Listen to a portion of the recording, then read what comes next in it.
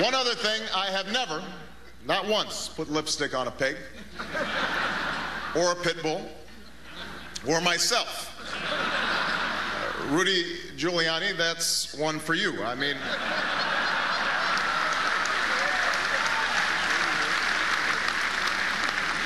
who would have thought that a cross-dressing mayor from New York City would have a tough time winning the Republican nomination? It's shocking.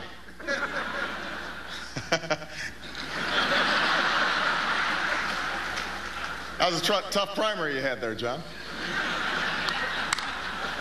Anyway, that's who I really am. But in the spirit of full disclosure, there are a few October surprises you'll be finding out about in the coming weeks. First of all, my middle name, it's not what you think. It's actually Steve. That's right, Barack Steve Obama. Here's another revelation. John McCain is onto something. There was a point in my life when I started palling around with a pretty ugly crowd. I've got to be honest. These guys were serious deadbeats. They were lowlifes. They were unrepentant, no good punks. That's right. I've been a member of the United States Senate. Come to think of it, John, I swear I saw you at one of our meetings. But I know Senator McCain agrees that some of the rumors out there are getting a bit crazy. Rupert, the other day, Fox News actually accused me of fathering 2 African-American children in wedlock.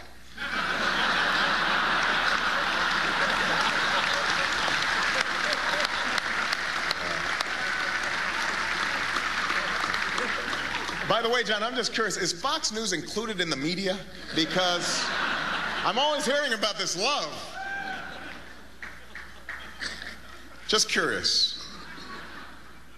Then at one of these campaign rallies, someone in the crowd started yelling, "Nobama," announcing to everyone in the room that I shouldn't be the Democratic nominee because there were far more qualified candidates. I really wish Joe Biden hadn't done that. But at least we've moved past the days when the main criticism coming from the McCain campaign was that I'm some kind of celebrity. I have to admit that that really hurt. I got so angry about it, I punched a paparazzi in the face on my way out of Spago's. I'm serious. I even spilled my soy chai latte all over my Shih Tzu. It was really embarrassing.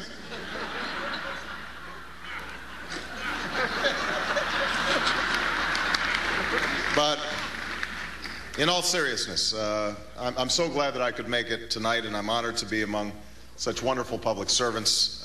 I want to especially say a word of thanks to Senator McCain.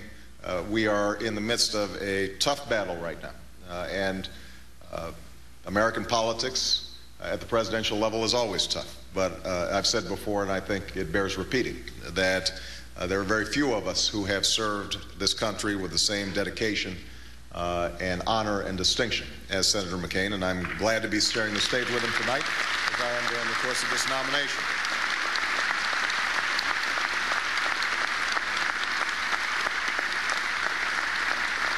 And before I close, I'd like to recognize one such servant who's not with us here tonight, but who was mentioned earlier, and that's our good friend, Tim Russert.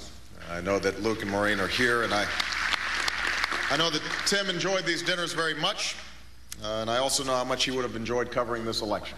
And I know that John and I would have been quaking in our boots preparing for our appearances on Meet the Press. And his absence is not just a personal loss for so many who knew him and loved him, but a profound loss for the country. And we continue to miss him very much. You know,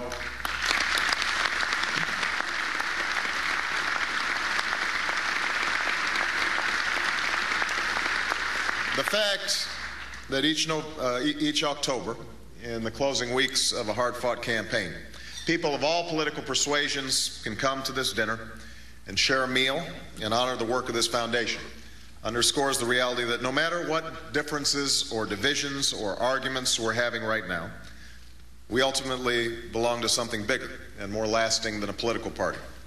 We belong to a community. We share a country. We are all children of God.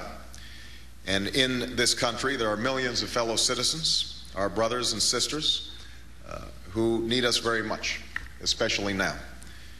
We are being battered by a very serious economic storm, and for many Americans, it's only deepened the quiet storms they've been struggling through for years.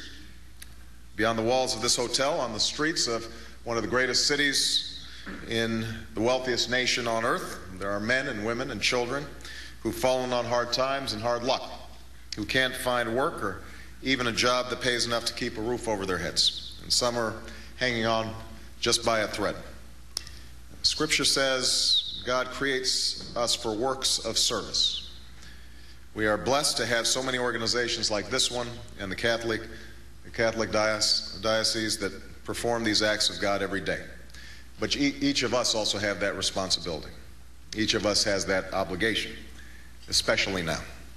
So no matter who we are or what we do, what I believe is each of us in this room asks for and hopes for and prays for enough strength and wisdom to do good and to seek justice and play our small part in building a more hopeful and compassionate world for the generations that will follow.